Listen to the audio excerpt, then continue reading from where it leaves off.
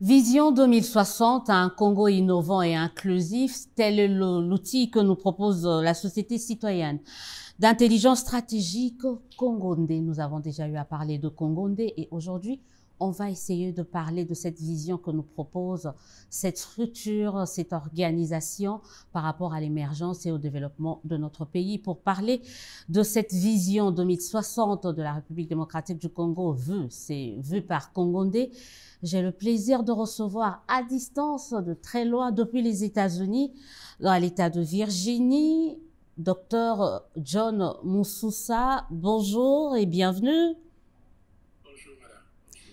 Alors, vous êtes chercheur à l'Institut international de recherche sur les politiques alimentaires, mais également vous détenez un doctorat en économie agricole et du développement. Mais au-delà de tout, vous êtes cofondateur de cette organisation, de cette structure dénommée Congo Ndé. Alors, brièvement, de là où vous êtes, qu'est-ce que cette initiative? Je sais que vous êtes cofondateur de cette initiative, mais qu'est-ce que cela vous a inspiré que de faire partie de cette structure?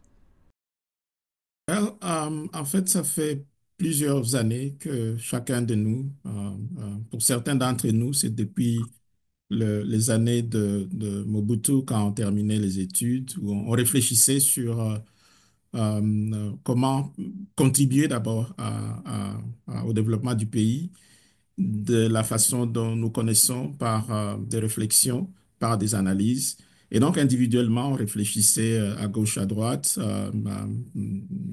parmi les cofondateurs. Et lorsque l'idée est venue de coaliser un peu toutes ces réflexions autour de cette plateforme-là, pour moi, c'était la meilleure approche, c'était une opportunité pour capitaliser un peu toutes ces réflexions que nous faisions et que nous pouvons ramener ça ensemble et mettre à la disposition du pays.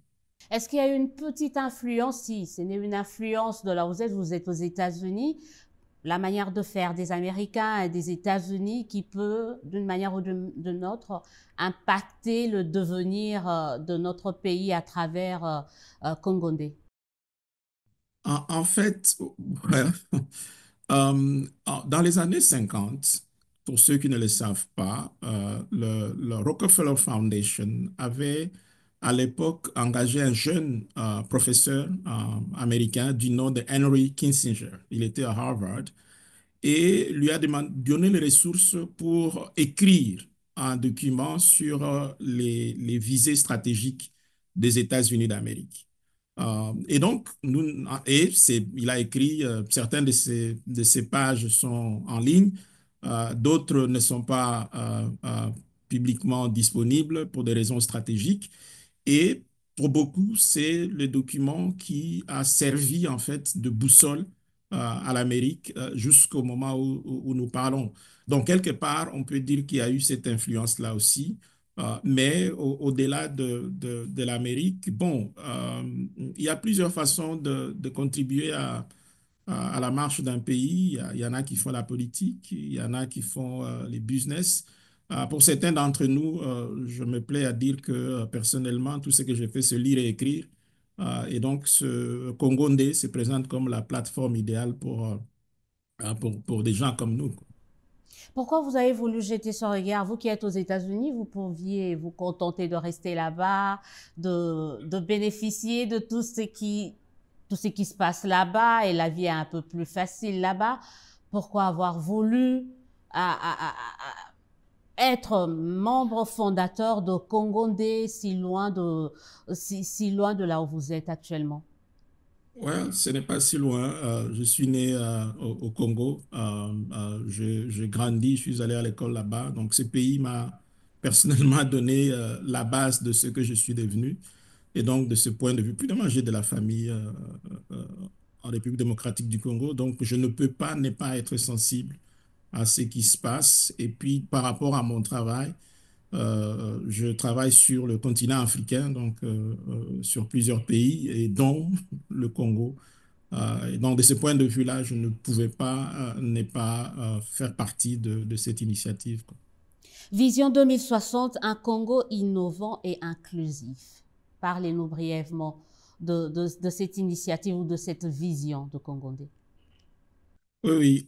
En fait, premièrement, la définition d'une vision ou entre guillemets, le slogan doit être simple, doit inviter à l'action et doit faire rêver. Et donc, c'est pour ça on a fait simple, c'est pour un Congo innovant et inclusif. Maintenant, lorsque vous prenez les deux, en commençant par la partie innovant, innover, ça veut dire produire quelque chose de nouveau. Ça appelle à la créativité, ça appelle à de nouvelles solutions. Et c'est parti d'un adage qui est attribué à Albert Einstein, qui disait que l'idiot, c'est celui qui fait la même chose chaque jour en espérant des résultats différents. Et je crois que en tant que Congolais, nous sommes un peu arrivés à ce niveau-là où nous faisons la même chose chaque jour et nous espérons qu'on aura des résultats différents. Donc, il est temps d'arrêter et de innover, de faire quelque chose de nouveau. Et cette innovation, c'est dans le sens large du terme. Ça veut dire d'abord une innovation sur le plan sociétal, définir de nouvelles normes de la société que nous, Congolais, nous voulons avoir. Ça, c'est la première dimension. Il y a la dimension institutionnelle. Nous devons innover sur le plan institutionnel, sur le plan de principe. Est-ce que nous pouvons nous mettre d'accord sur des principes de transparence, des principes de redevabilité, des principes d'expertise, des principes d'expérience pour bâtir des institutions inclusives pour promouvoir le développement. Et la dernière composante, c'est l'innovation technologique, qui est un peu plus évidente ici. C'est question de voir comment est-ce que nous pouvons prendre avantage de la révolution technologique, la révolution digitale qui s'est faite aujourd'hui pour propulser le développement. Ça, c'est la partie innovante, hein, la partie innovante de la vision. Mais il y a inclusivité. Ici, en fait, c'est aujourd'hui sur le plan économique, sur le plan de développement, il est reconnu que l'achèvement de l'inclusivité, en fait, qui veut dire tout simplement qu'il faut laisser personne derrière dans le processus de développement, doit être une initiative proactive. On ne peut pas supposer que par le fait qu'un pays se développe, il y aura l'inclusivité, c'est-à-dire on va veiller à ce que les richesses générées par le processus de développement soient équitablement distribuées à travers le pays, à travers le genre, à travers les âges, à travers les générations. Et donc, c'est pour ça on a voulu combiner les deux. Donc, l'innovation va nous permettre d'avoir un pays puissant, un pays prospère, un pays résilient, mais nous voulons que cette puissance, cette prospérité, cette résilience soit partagée par tous les Congolais, quelle que soit leur culture, leur langue, leur localisation, leur âge, leur genre. Donc, en grosso modo, c'est un peu ce que nous avons voulu proposer au pays. Alors, il faut dire aussi que la base même de la rédaction, si je peux dire ainsi, de votre vision, de la vision de Congondé, a été faite en prenant de l'autre côté un peu notre hymne national. Pourquoi avoir basé cela sur la vision sur l'hymne national de notre pays? Oui, en fait, c'est assez, j'y pensais encore ce matin, lorsque vous regardez le 64, je crois, 64 premières années de l'indépendance, qu'est-ce que nous avons en commun en tant que peuple? C'est cet hymne national-là, en fait, que nous avons en commun. L'hymne national qui dépasse les âges, les années, les cultures, les langues. C'est ce que nous avons en commun. Et donc, c'est ce que nous avons également voulu, dans le cadre de cette vision-là, insérer dans la vision, parce que une vision ne peut pas être personnelle. C'est même je crois que la question, c'est pourquoi 2060, hein, Un, parce que ça sera le 100 ans d'indépendance. Deux, parce que, bon, qu'on se le dise, certainement que peut-être parmi nous, il y en a qui seront là, mais clairement, ça veut dire que nous ne faisons pas cette vision-là pour en jouir nous-mêmes. Nous voulons que ce soit une vision pour l'ensemble du pays, indépendamment de clivages politiques, ethniques, culturels, générationnels. Et donc, l'hymne national, c'est vraiment le fil. Si nous regardons derrière, nous n'avons pas eu jusque-là une vision de développement, une vision stratégique sous laquelle nous pouvons, comme je l'ai dit dans le cadre des États-Unis, c'est vrai que ça a commencé depuis leur période de l'indépendance, mais les documents que Henry Kissinger et ses amis ont produits servent encore jusqu'à aujourd'hui de fondation pour la marche du pays. Et pour nous, ouais, c'est seulement l'hymne national et c'est pour ça que nous avons voulu valoriser cela inséré dans la vision que Congo-Ndé propose au pays. Donc, en d'autres termes, il ne suffit pas de chanter seulement l'hymne, mais il est temps, ou d'ici à 2060, il faut commencer à vivre notre hymne national. Absolument. En fait, c'est là peut-être l'un des drames du pays. On l'a chanté, mais on n'y a pas travaillé.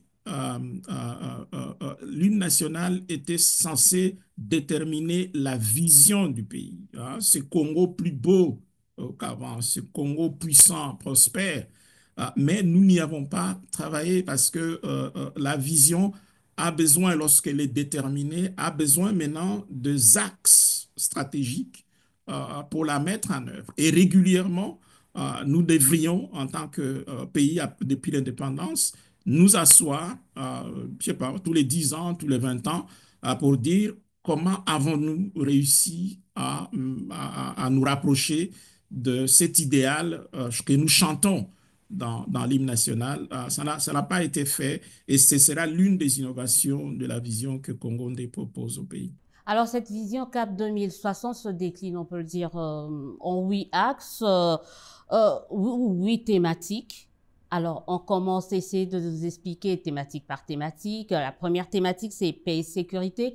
Je sais que lors de la dernière émission avec quelques membres de Congo, on avait déjà commencé à parler de ces différentes thématiques, mais on veut encore en parler avec vous. Parlez-nous de ces 8 thématiques, en commençant par la première, la paix et la sécurité. Qu'est-ce qu'on y trouve dedans? Et qu'est-ce que vous proposez ou quelles sont les réflexions qui tournent autour de cette thématique? Bon, je vais juste brosser pourquoi ces thématiques. Je ne peux pas être expert dans toutes les thématiques, mais voici un peu le lien entre ces thématiques et la vision. Une vision, comme on a dit, c'est un objectif de long terme, c'est un idéal que nous voulons atteindre. Et ici, nous avons mis comme horizon 2060. Mais pour y arriver, il faut des axes stratégiques. Un peu comment est-ce qu'on va y arriver? Parce que la vision, c'est ce qui nous lie, ce qui est censé nous lier entre le Congo que nous avons aujourd'hui, dans l'état où il est, et le Congo que nous voulons demain. Maintenant, il faut avoir de trajectoires. Comment partir de là où nous sommes jusque là où nous voulons aller. D'où la nécessité de ces thématiques. Donc, la toute première, c'est paix et sécurité. Aujourd'hui, je crois qu'il n'y a pas de débat. Nous ne pouvons pas, en tant que peuple, entrer dans ce processus de développement si nous n'arrivons pas à faire la paix, non simplement en tant que cessation de guerre, cessation de conflits armés, mais la paix entre nous en tant que peuple. Et ça, c'est la base, la fondation, parce que s'il n'y a pas de paix, il n'y a pas d'investissement, il n'y a pas d'innovation, et vous connaissez la suite. Donc ça, c'est la première thématique. La deuxième thématique, je ne le liste pas en termes d'ordre. L'ordre ici, c'est pas qu'il y a Mhm. paix et sécurité le plus important. La deuxième thématique, c'est celle sur la gouvernance et les institutions. Nous savons que d'abord le prix Nobel d'économie de cette année a été accordé à Acemoglu, Johnson et Robinson. Pourquoi? parce que dans leurs travaux, ils ont démontré l'importance de la qualité des institutions sur le développement. Il y a quelqu'un même a dit, dites-moi quelle est la qualité de vos institutions, je vous dirai jusqu'où vous serez en matière de développement.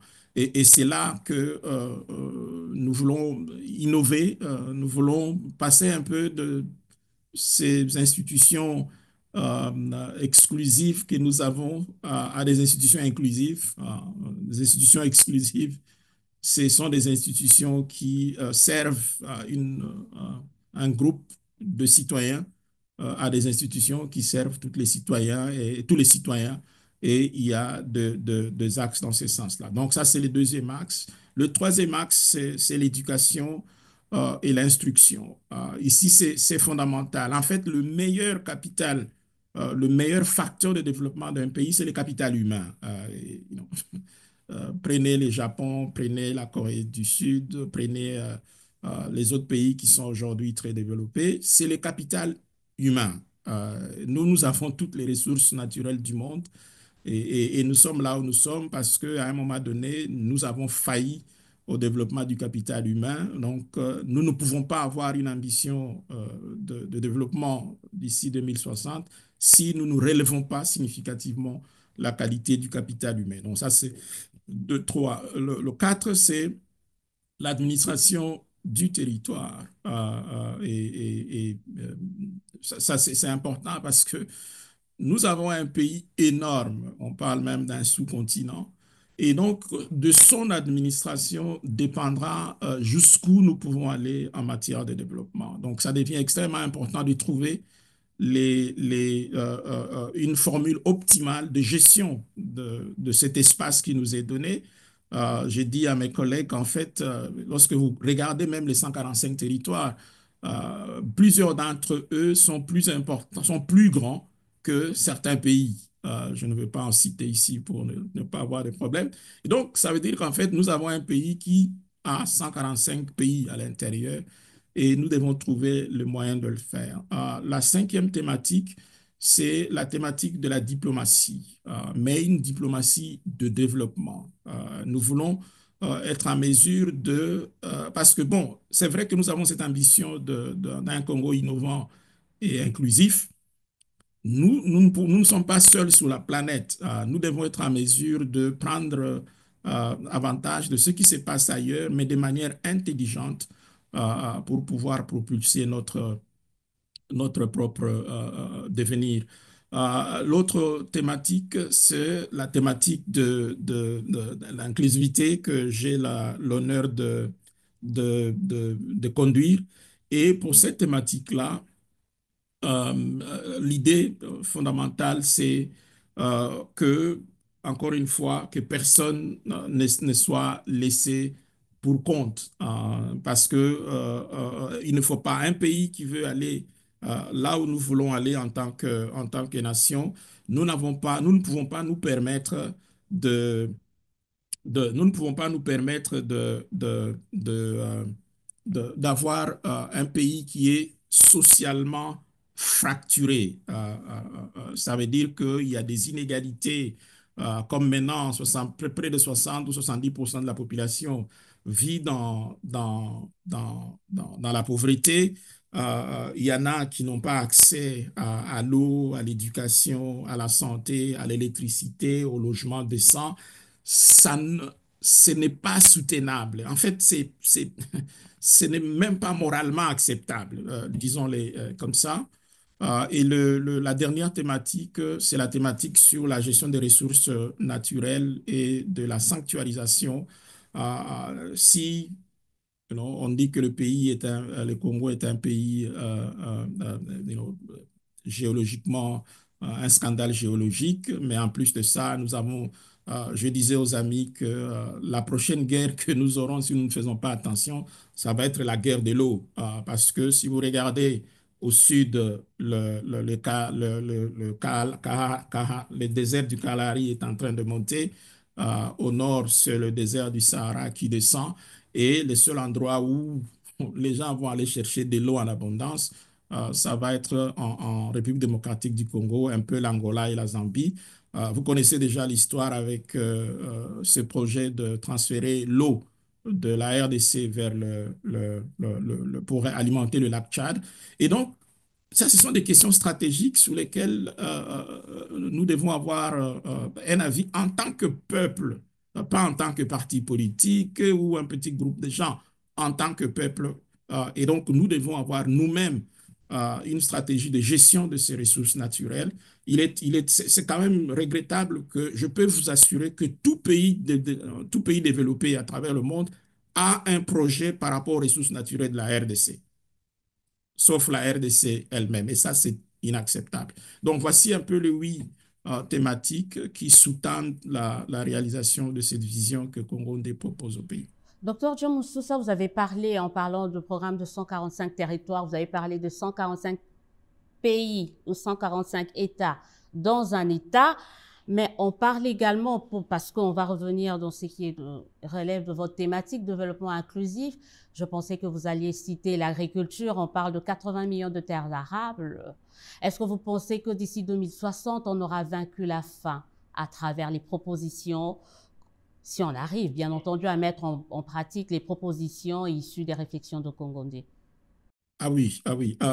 Il y a parmi parce que bon, il est question d'être innovant. Parmi les innovations, donc, par rapport à cette question-là, nous avons et nous allons proposer d'introduire le concept de cantine scolaire universelle. Ça veut dire que à travers le pays, le gouvernement prend en charge l'alimentation de ceux, des apprenants, ceux qui vont à l'école. Il y a plusieurs raisons pour cela.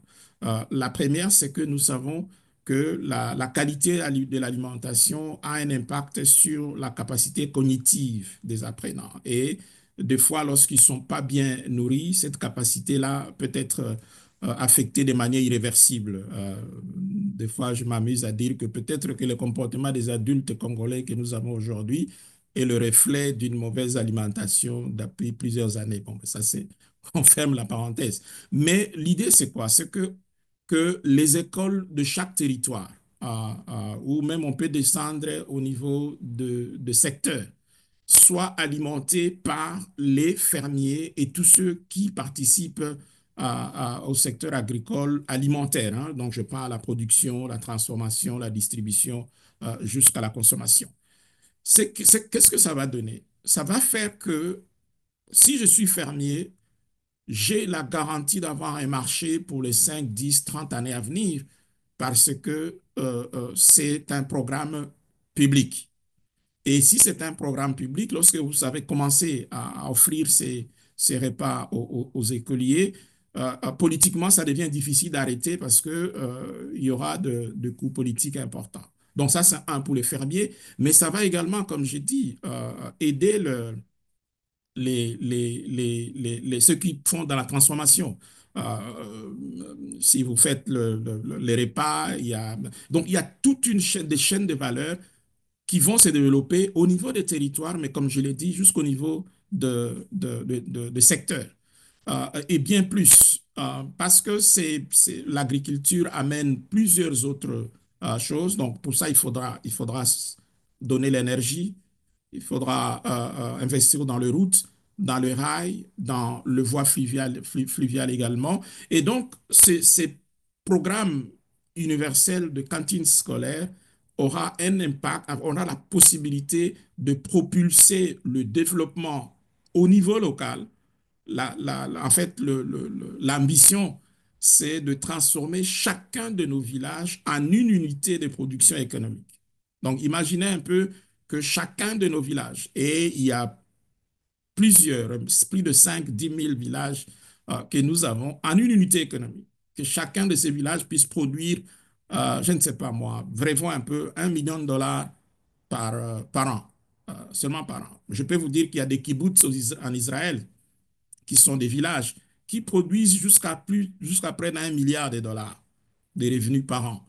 Et donc, c'est ça un peu la vision. Et donc, par rapport à l'agriculture, par rapport à l'alimentation, d'ici 2060, si effectivement nous mettons en œuvre rien que ce programme-là, nous serons en mesure de régler le problème de faim à travers le pays.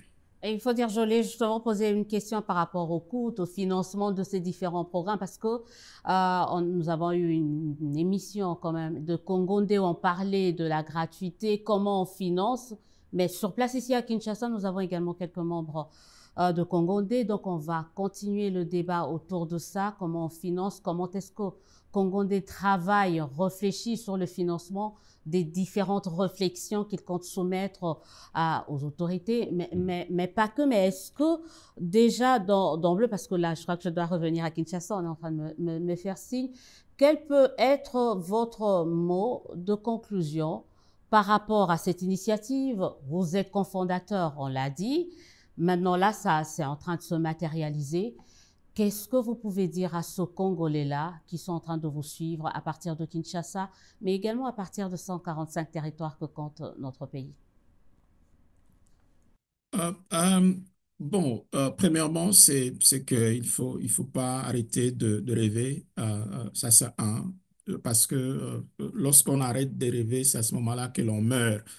Pas seulement physiquement, mais on meurt intellectuellement et bien spirituellement. Ça, c'est un. De deux, par rapport au financement, très rapidement, euh, euh, c'est dommage parce qu'aujourd'hui, nous avons nous-mêmes, encore une fois, ça va être l'un des domaines des innovations. Nous pouvons développer les ressources sur place pour financer l'une des ressources que l'on peut facilement utiliser, sont les ressources minières au travers de ce fameux concept de responsabilité sociale des entreprises.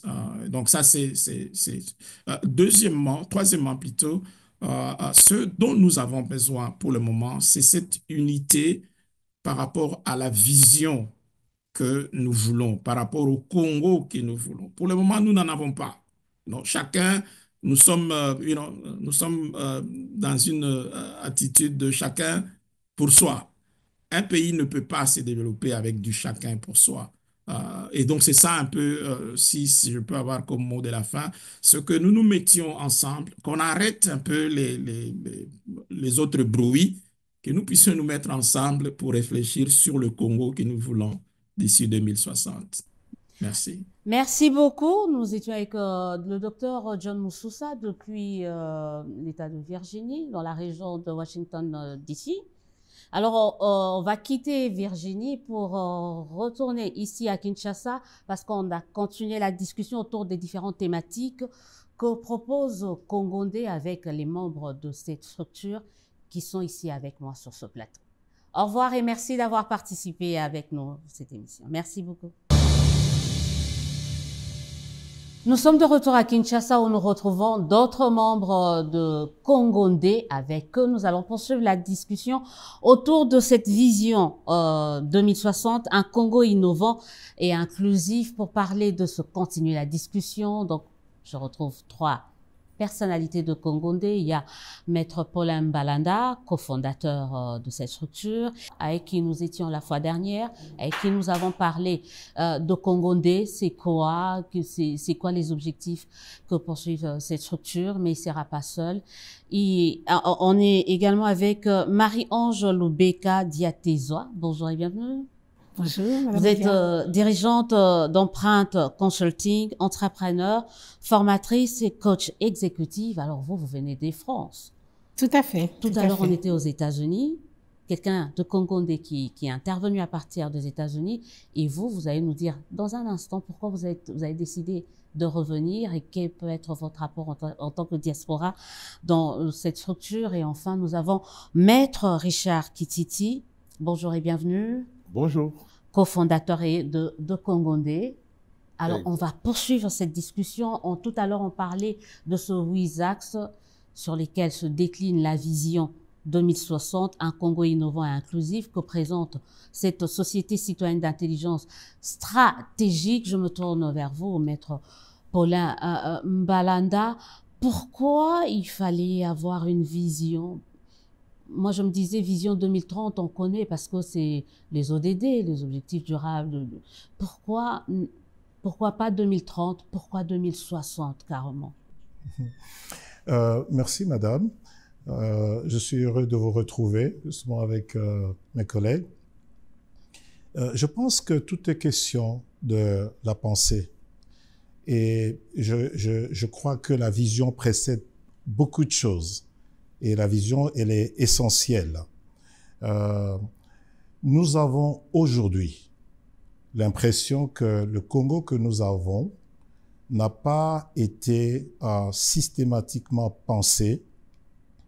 Et c'est pour ça que nous semblons ne pas avoir comme une boussole pour savoir où nous allons. Nous voulons penser le Congo. Et je crois que c'est dont nous avons, comme nous le disions la fois passée, c'est dont nous avons besoin, c'est de la pensée, une pensée révolutionnaire. Parce que la révolution douce permet d'intégrer les connaissances, de résister à toutes les intempéries que le système du monde aujourd'hui propose. Vous le savez, le monde, au fait, vit dans un système de désordre. L'ordre n'est que une structure de certains plus puissants qui l'imposent à d'autres selon leur schéma, selon leur pensée.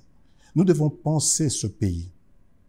Et donc, nous avons pensé que nous devrions écrire une vision, et Congondé a produit une vision 2060 avec des actions qui se déclinent en termes en court terme, moyen terme et long terme. Donc, c'est cette pensée-là qui a produit ce document que nous appelons Vision 2060, que nous voulons présenter et dont nous faisons le relais de ce que vous aviez déjà parlé dans cette émission avec notre collègue qui est aux États-Unis. Alors, on se dit, c'est une vision. Vous avez parlé des pères fondateurs et vous pensez que ces pères fondateurs n'avaient pas une vision quand on a arraché, allez, on va le dire comme ça, notre indépendance. Les pères de l'indépendance de la RDC avaient cette vision quand même. Madame, tout le mérite pour ce que nous appelons le père de l'indépendance de notre nation, même si par défaut, effectivement, nous pouvons les appeler les pères fondateurs. Mais en réalité, justement, quand nous disons que nous sommes une société d'intelligence stratégique, c'est parce que tout le monde doit savoir que toute société s'autoproduit parce qu'elle s'autodétruit. Depuis 1960, il y a beaucoup de choses que nous avons produites, que la société a produites, et beaucoup de choses où elle s'est détruite. Et donc, penser que s'inscrire dans le schéma de la pensée de père de l'indépendance, sans revoir chaque fois cette pensée par rapport aux éléments qui nous agressent sur le plan de l'environnement mondial, c'est rester statique. Il nous faut absolument veiller sur ça. Il semble que le mot maintenance ne se retrouve dans aucune langue de notre pays. Mais justement, la culture de l'intelligence collective voudrait que nous puissions amener à table des paradigmes et des concepts peut-être que nous n'avons pas eu le temps ou envie de chérir. Et c'est cela notre travail. Nous voulons être une sorte d'électrochoc dans cet écosystème pour dire aux gens, réfléchissons parce que il n'y a de salut que dans l'intelligence et non dans l'émotionnel. Naturellement, comme nous le disons aussi, l'émotion fait partie de l'humain. Dans tout ce que le Congolais doit faire, dans tout ce que nous devons faire, Maître Richard Kititi, aujourd'hui, ça fait 2 numéros comme ça, 2 émissions, on parle de Congondé. À votre avis, pourquoi Congondé est si différent d'autres structures think tank qui ont eu à exister ou qui existent dans notre pays? C'est quoi la particularité de Congondé? En fait, madame, pour répondre à votre question, j'aimerais juste vous emmener à ce qui a été même le fait déclencheur de la création des Congondé. À l'origine, Congondé a ici des patriotes, des gens qui aiment leur pays et qui étaient dépités de le voir en dégénérescence. sur pratiquement tous les niveaux. Alors, il y a deux attitudes face à un tel constat. Il y a la résignation.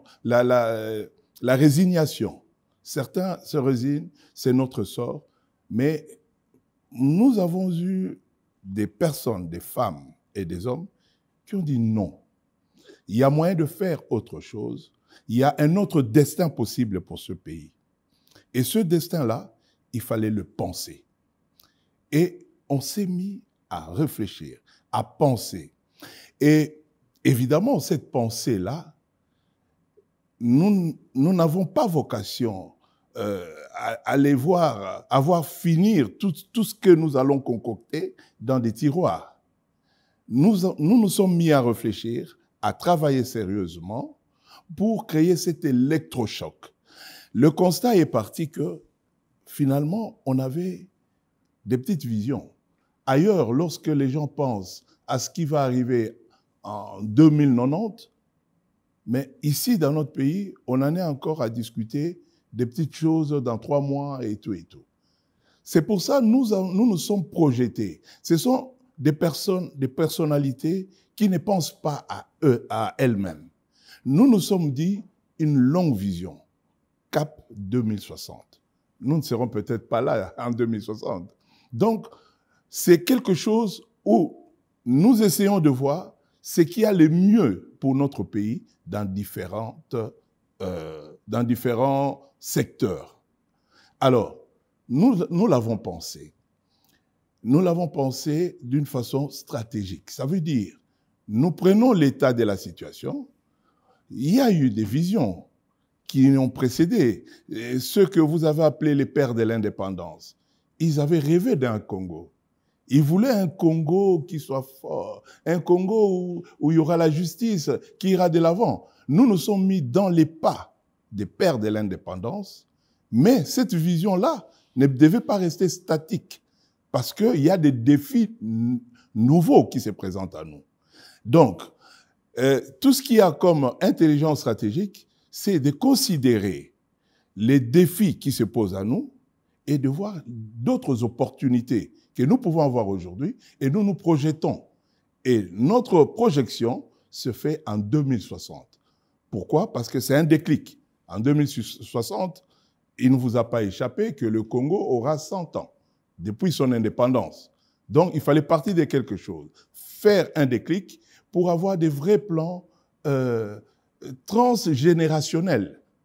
Et c'est ce que nous avons fait dans Congondé. Nous essayons de nous projeter. Et cette vision-là, nous avons des vraies stratégies, des vulgarisations qui feront que ce plan-là devra aller de l'avant. Parce qu'on ne va pas ici tout mettre sur la table, mais évidemment, nous allons nous battre avec une stratégie bien appropriée à laquelle nous réfléchissons sans cesse, et pour que ce plan, que nous appelons un plan de la nation, puisse vraiment s'appliquer dans ce pays. Puisse s'appliquer. Et tout à l'heure, je me tourne vers Marie-Ange Lubeka. Vous avez dit France-T, Congondé. Donc, vous faites partie de ceux et celles qui ont voulu miser sur Congo. Déjà, je ne sais pas si vous avez été attiré, vous connaissiez déjà le projet, mais vous êtes entrepreneur, vous êtes jeune, vous êtes femme, et vous avez décidé de quitter la France pour venir ici.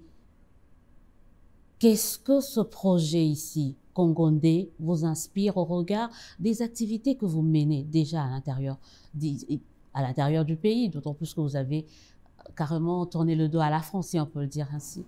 Alors, on va juste rectifier quelque chose. J'ai pas dit France-T, mais je dis Congondé.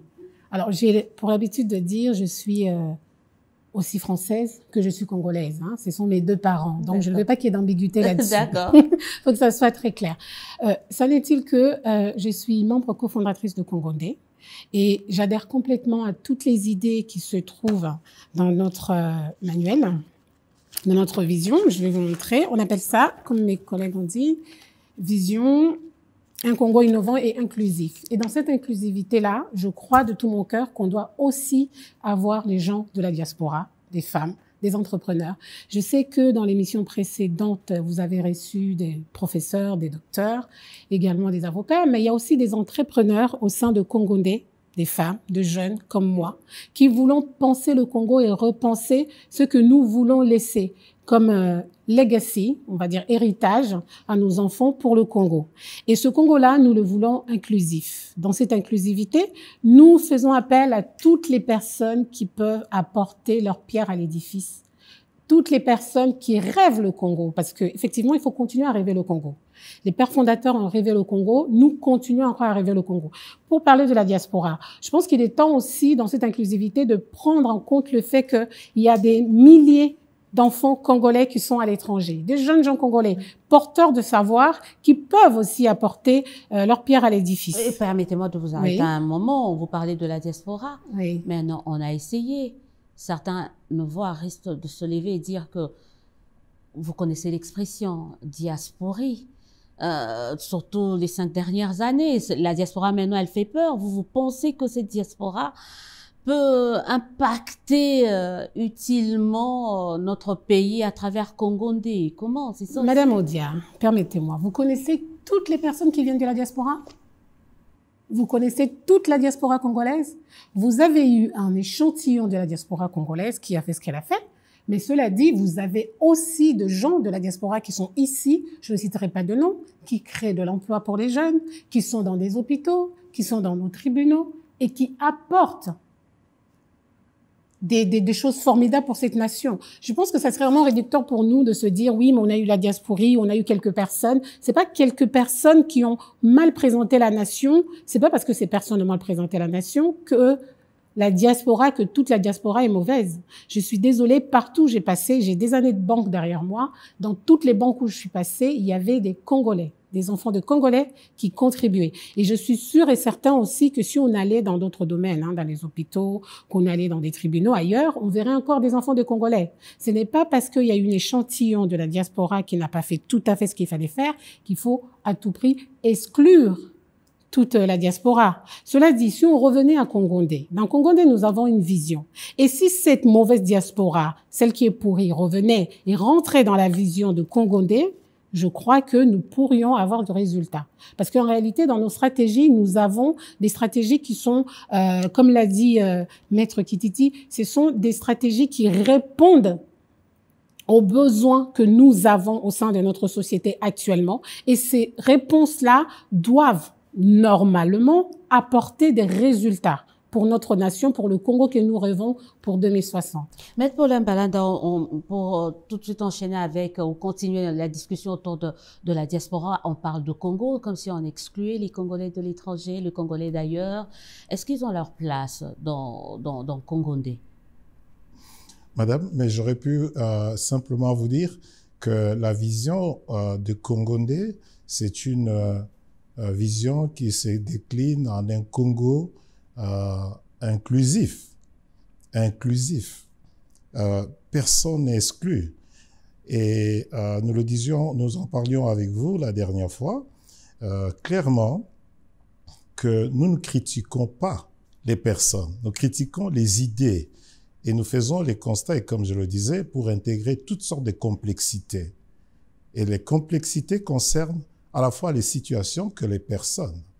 Et ça, c'est très important. Est-ce que vous pouvez vous imaginer que nous n'excluons personne d'un ancien dirigeant ou d'un nouveau dirigeant que d'autres peuvent stigmatiser?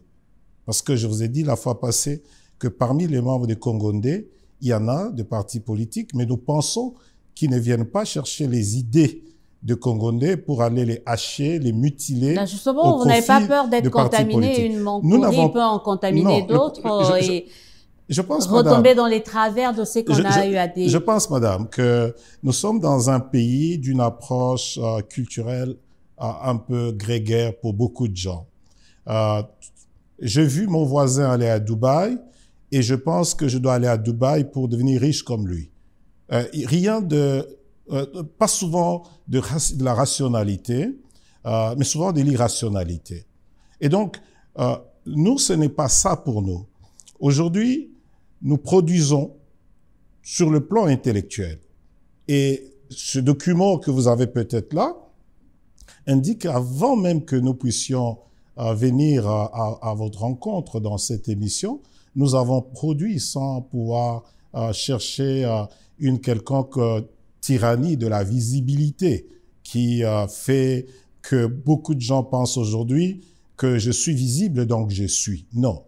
Nous sommes une plateforme d'intelligence et ce que nous pensons, c'est que nos réflexions sont dans une cohérence durable. Quiconque prend une partie et la mutile se rendra compte qu'il s'arrêtera. Donc, c'est clair. Nous sommes bien au courant de ce qui se passe dans ce pays. Nous avons connu de gouvernements ou de gouvernants qui, à un moment donné, n'avaient plus rien à proposer à un peuple. Parce que, justement, on s'est rendu compte que dans beaucoup de milieux où on prétend réfléchir, malheureusement, ce sont des courtes réflexions, de réflexions superficielles qui n'abordent pas des questions fondamentales de la nation, qui ne les structurent pas comme cela se doit. Donc, en d'autres termes, nous voulons être une solution et à la fois un électrochoc pour provoquer une culture de la rationalité qui puisse aider la nation à trouver les repères de son futur. Maître Richard Kititi, nous sommes dans un pays qui aime l'instantanéité, l'instant présent, Bukalelo, Lambalelo. Vous dites Cap 2060. Ça décourage déjà pour nous qui sommes en 2024. On dit, ben, on ne verra pas ce Congo. Pourquoi devons-nous nous impliquer vers quelque chose pour lequel nous ne serons pas bénéficiaires? C'est aussi ça. Non, on veut du maintenant, de tout de suite. On veut 2-3 mois, par exemple, ou d'ici demain, après-demain, qu'il n'y ait plus d'embouteillage dans nos avenues. On veut de l'instantanéité. C'est aussi ça. Pourquoi vous nous ramenez à 2060? Est-ce qu'il n'y a pas des réflexions un peu plus proches avec des résultats qu'on peut voir d'ici quelques mois, d'ici une année ou d'ici 2028, qui sait? En fait, madame, Gongonde se veut un carrefour d'idées. Les quelques réflexions que nous mettons à votre disposition aujourd'hui, je peux comparer tout cela à l'iceberg. Vous voyez la partie immergée de l'iceberg. C'est ce que nous essayons de mettre à votre disposition. Mais nous sommes très loin dans la réflexion. Ça bouillonne. Les 9/10 est sous l'eau. Ce que vous voyez là, c'est qu'on a mis à votre disposition. Quiconque puiserait une idée, se verra tout de suite dans l'impossibilité de continuer parce que ne connaissant pas comment tout cela se tient. Et nous pensons sincèrement qu'il faut quitter dans cette culture-là de l'instantanéité, mais changer les choses de façon structurelle et profonde pour que nous puissions penser génération. Parce que l'égoïsme veut qu'on s'occupe de nos petites personnes, mais la vision que Congonde vient avec se projette dans les temps. Pourquoi? Ça ne veut pas dire que les problèmes que nous avons aujourd'hui ne sont pas pris en compte. Au contraire. Mais si vous devez quitter d'un point A à un point B et que vous n'avez pas la notion du temps qui est intégrée dans votre démarche, eh bien, ça sera difficile pour vous d'arriver à destination au point choisi. Donc, pour que nous arrivions là où nous pensons, là où nous rêvons en 2060, il faudrait que dès aujourd'hui, nous puissions faire certaines choses qui, naturellement, vont améliorer les difficultés du moment, mais surtout, de façon structurelle, amèneront les Congos dans ce Congo que nous avons tous rêvé. Parce que, jusque-là, on a créé un territoire au niveau de l'Afrique, on l'a appelé Congo, c'est d'autres qui l'ont créé, qui l'ont rêvé pour leurs intérêts. Il fallait construire des routes pour sortir les richesses du Congo. Mais nous-mêmes, Congolais, qu'est-ce que nous voulons? Quel Congo nous voulons? Et cette vision-là, cette réflexion-là, c'est celle que Congonde mène. Et je pense qu'il faut intégrer les problèmes instantanés, mais ce n'est pas ça le plus important. Il faut aller en profondeur pour résoudre des problèmes de façon structurelle. Pour résoudre des problèmes structurels, tout à l'heure, quand nous étions avec le docteur John Moussoussa, il avait parlé de quelques axes thématiques de cette vision, et lui, c'était beaucoup plus penché sur le développement inclusif. Alors, j'aimerais, parce que là, on est presque vers la fin, que chacun d'entre vous puisse choisir une thématique contenue ici, qu'il nous le décline en quelques minutes. Il y a gouvernance et réforme institutionnelle. Nous avions déjà commencé à parler de cela avec vous, Maître Paulin Mbalanda, et aussi le docteur John Moussoussa en avait parlé. Mais quelle est la thématique qui pour vous est peut-être la plus importante? Elles le sont toutes, on le sait. Mais... je suis bien aise à parler de quelques thématiques, justement, à décliner quelques actions. En réalité, comme disait Maître Richard Kititi, il y a bien des choses qui sont dans le pipeline sur lesquelles nous travaillons et que nous interrogeons pour nous assurer que nos réflexions ont une base solide. Certaines avec une affiliation historique, d'autres sans affiliation historique. Mais l'essentiel étant que nous savons déjà, nous avons une boussole, mais comme vous savez, la boussole ne montre pas le chemin, seule la direction. Après, maintenant, ce que nous faisons, c'est que nous mettons les repères pour les pistes que nous voulons emprunter. Et ça, c'est un grand exercice. C'est des commissions qui travaillent. Je vous avais dit la fois passée que ce n'est pas de thèmes ou des niches sectorielles. Nous ne parlons pas des infrastructures. Non, ce sont de niches axiales, de niches qui, quand vous appliquez quelques solutions de bon sens dans ce domaine-là, vous voyez des effets dominos et des changements significatifs dans une nation. Concrètement, si quelqu'un a besoin d'une étude, d'une réflexion autour, par exemple, de la gouvernance et réforme institutionnelle, il peut venir vers vous. C'est comme ça que ça se passe, ou le gouvernement, que ça soit une autre structure étatique ou privée, concernant tel ou tel autre domaine, il vous contacte. En somme, nous travaillons pour le Congo. Nous travaillons pour le Congo. Nous ne sommes pas dirigeants dans ce pays, mais nous réfléchissons aussi sur le mécanisme d'émergence décisionnelle de nos travaux, de nos réflexions.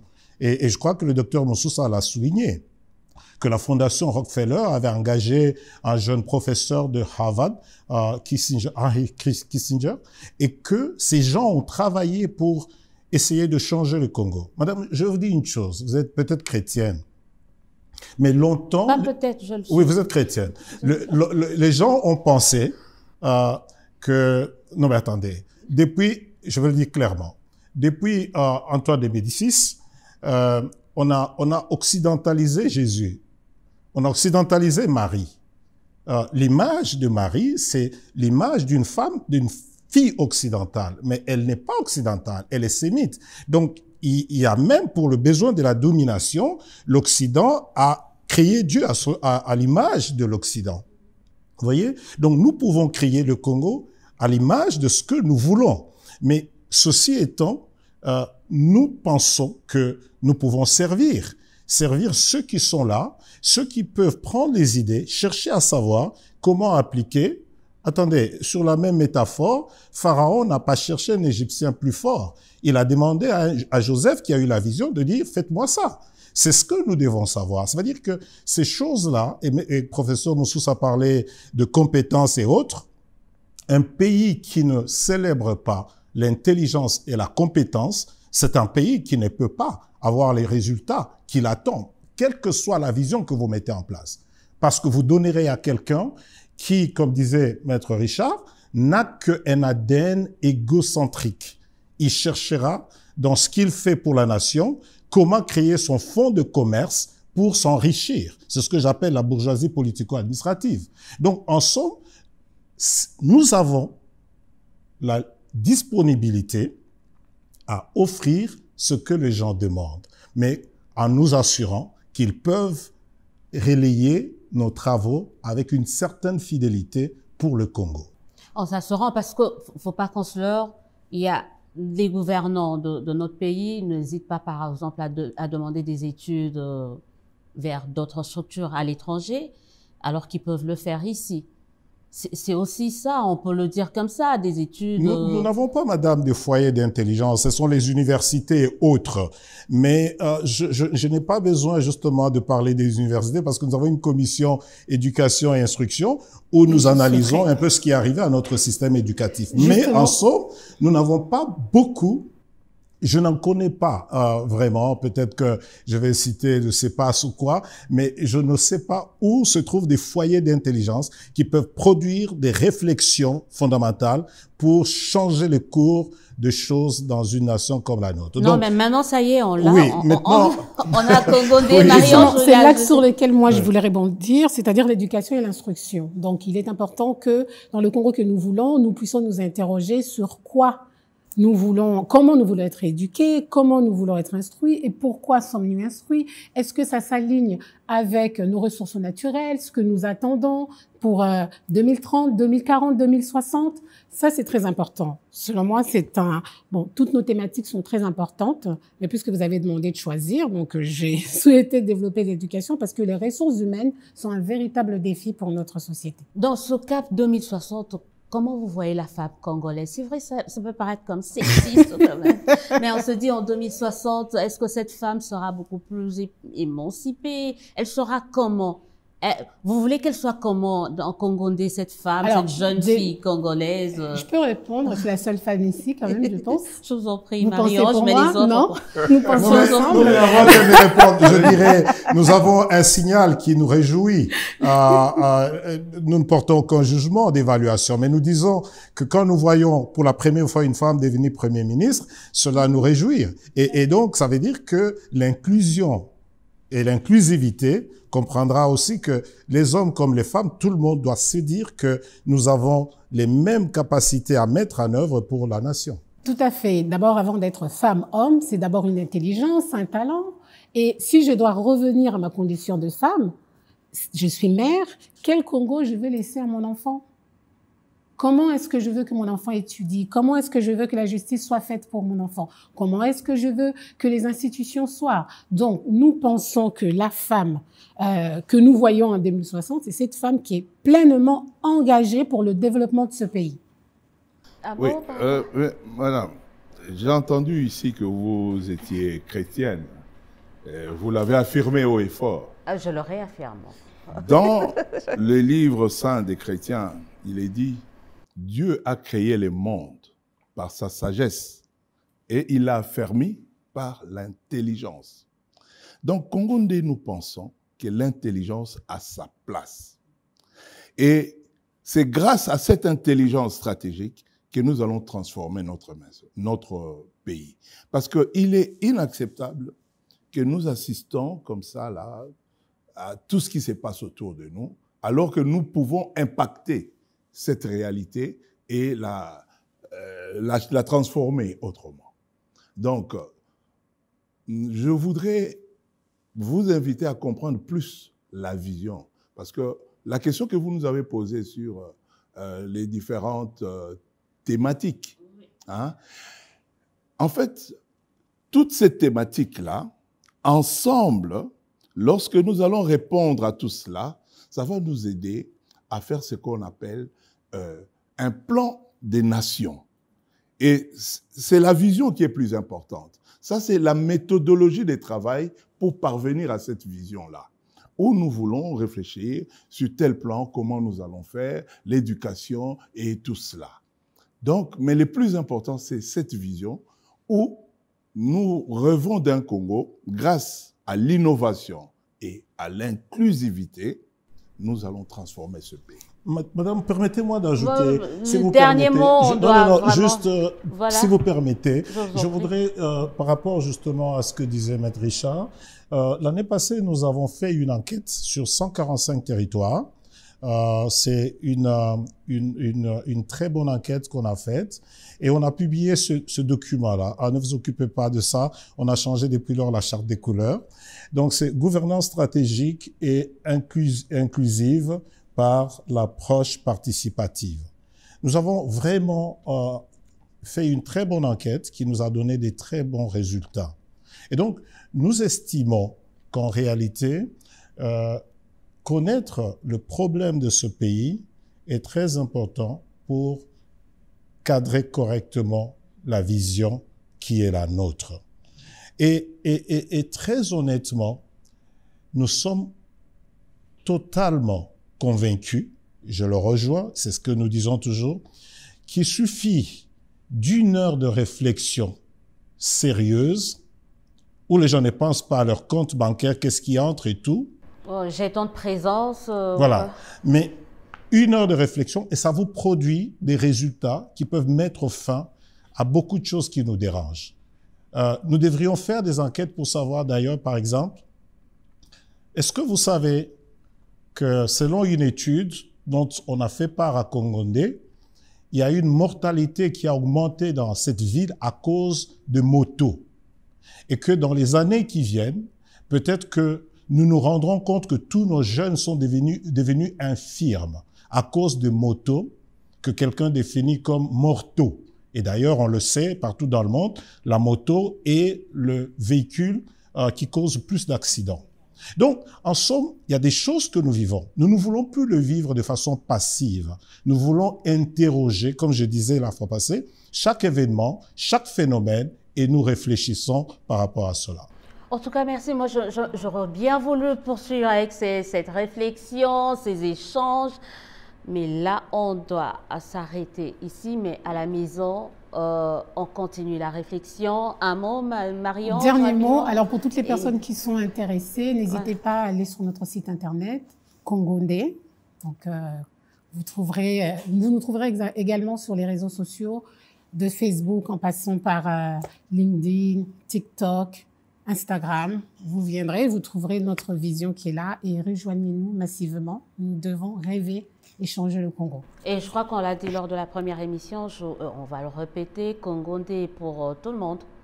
C'est ça, c'est pour tout le monde. À tout le monde. Alors, n'hésitez pas à rejoindre cette grande société, la première société citoyenne d'intelligence stratégique. Nous attendons les femmes journalistes. On fera de la partie. Je ne viendrai pas seule. Je suis dedans, donc je viendrai avec plusieurs autres collègues, consoeurs, journalistes, voire même confrères, parce que je crois que dans ce Congo de 2060, le journaliste que nous sommes avons notre rôle et notre rôle à jouer. En tout cas, merci à vous d'avoir répondu à notre invitation. On se dit au revoir. À très, très bientôt.